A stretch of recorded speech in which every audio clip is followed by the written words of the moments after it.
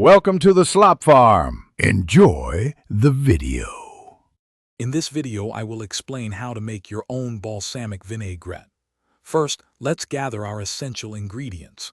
You'll need a good quality balsamic vinegar, extra virgin olive oil, and a small amount of Dijon mustard. For a touch of sweetness, have some honey or maple syrup ready. Don't forget fresh garlic, salt, and freshly ground black pepper to season your dressing perfectly. Now let's start mixing.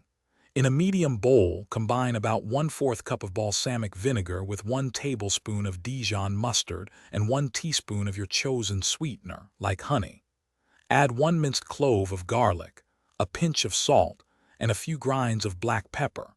Whisk these ingredients together vigorously until they are fully incorporated and smooth.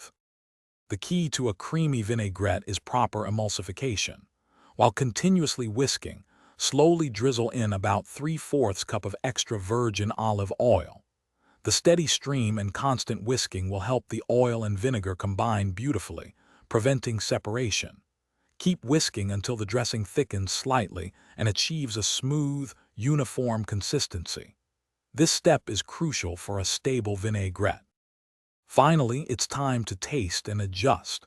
Give your vinaigrette a try and see if it needs any more salt, pepper, or a bit more sweetness. Feel free to customize it to your liking. Once perfected, transfer your delicious homemade balsamic vinaigrette to an airtight container. It will stay fresh in the refrigerator for up to 1 week, ready for your next salad. Thanks for watching. Consider subscribing if we helped you today.